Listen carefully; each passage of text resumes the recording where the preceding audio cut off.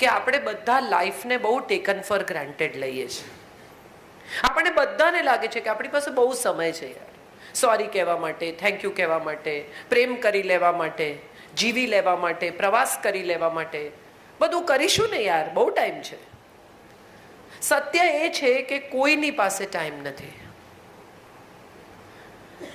મોટા ભાગના લોકોને તમે મળો, બહુ પૈસા કમાતા હોય, દત્તાણી સાહેબે કહ્યું એવું કે ખાવાનો ટાઈમ નથી, ત્યારે મને હંમેશા એમ થાય કે ખાવાનો ટાઈમ નથી તો શું કામ આટલી મહેનત કરો છો? ખાવું તો છે નહીં, તો આટલી બધી મજૂરી કરવાનો કોઈ મતલબ જ નથી. 2 રોટલી તો કોઈ બી ખવડાવશે યાર. તમને ટાઈમ જ નથી તો શેને માટે આ આખી પ્રવૃત્તિ છે? મારે જે વાત કરવી છે ને એ કરવી છે કે જીવવા માટે એમણે કહ્યું કે જીવન જીવવાની જડીબુટ્ટી, એવો મારે તમને સબ્જેક્ટ આપવો છે. જડીબુટ્ટી એક જ છે, ઘડિયાળ ભલે કાંડે બાંધો, ઘડિયાળ ગળે નહીં બાંધો. આપણે બધા ઘડિયાળને એકચ્યુઅલી ગળે બાંધીએ છીએ. આપણને લાગે છે કે આપણે બધા સમય સાથે હરીફાઈમાં છીએ, સમયથી આગળ નીકળી જવું છે બધાને. હું પણ કદાચ એવું કરતી હોઈશ. આવા ઝટકા આવે ત્યારે મને રિયલાઇઝ થાય, થોડા દિવસ મને પણ એમ લાગે કે અરે લાઈફ ફ્યુટાઇલ છે, કરવા જેવું કંઈ છે નહીં, આ બધું દોડી દોડીને કુલડીમાં નાખવાનું, જિંદગીમાં શું કરવાનું. વળી પાછા અઠવાડિયા 10 દિવસમાં આપણે નોર્મલ થઈ જઈએ, જીવતા થઈ જઈએ, ફરી એ જ સ્થિતિમાં મુકાઈ જઈએ. સવાલ એ છે કે આપણે બધા જ જ્યાં ઊભા છીએ ત્યાંથી સમયના જે ખંડને આપણે જોઈ રહ્યા છીએ એ સૌથી મોટા પરિવર્તનનો કાળ છે.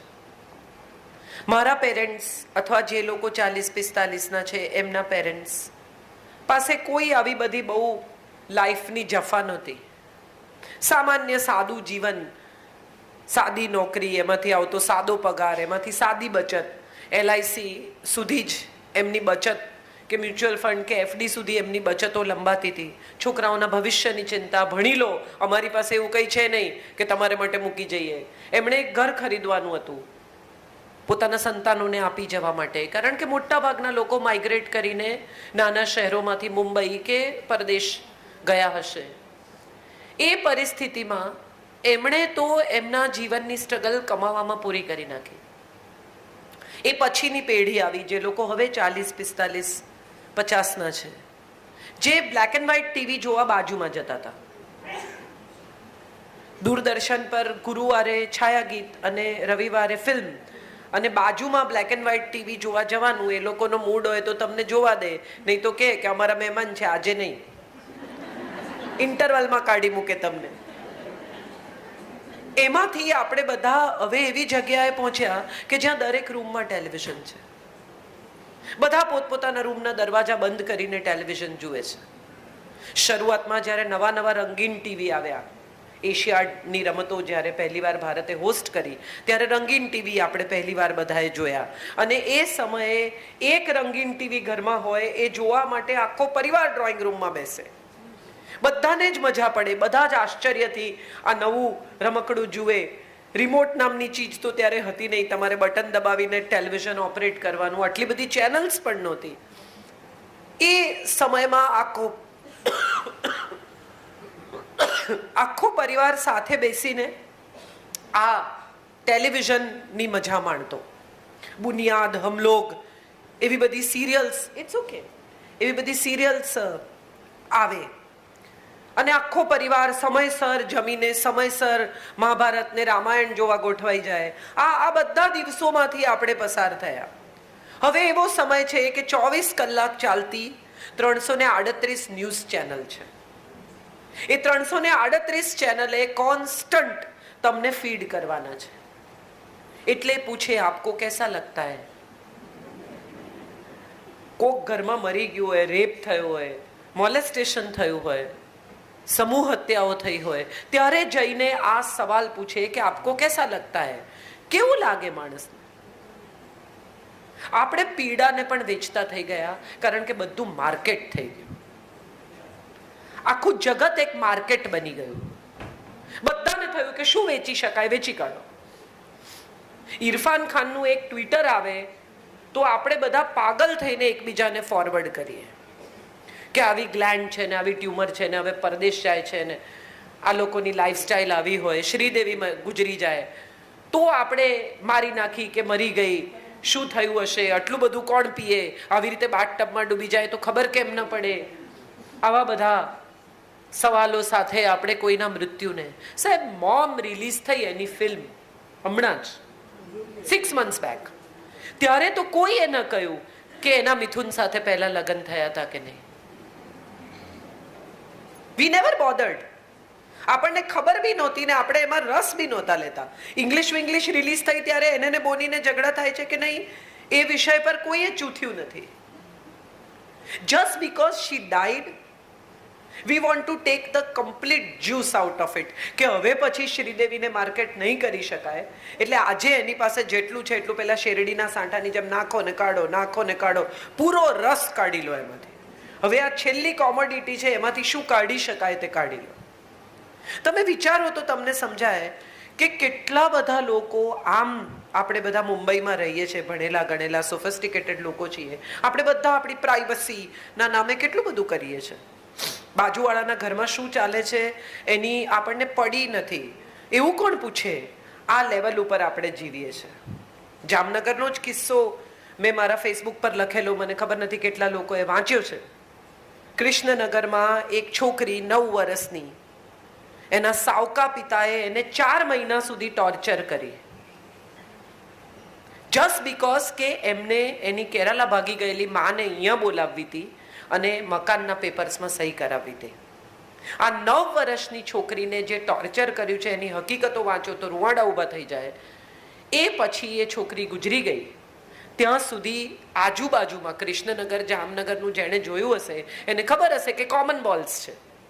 બાજુમાં ચાલતી ચીસો ન સંભળાય એવી સ્થિતિ એ શેરીમાં છે જ નહીં.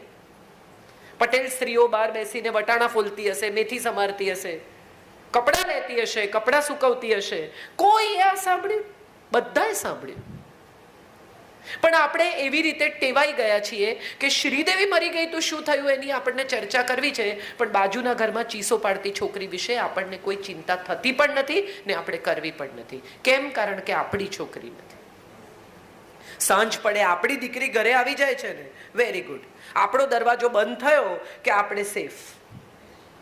We are all becoming so self-centered about life. Think about it.